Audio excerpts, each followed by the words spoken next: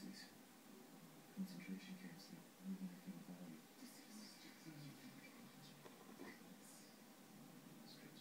skins. Beyond the skin. I mean, what is that? It's a pacemaker. We went on a journey. Now this guy's got an edge. Is there no gas detonating for flat?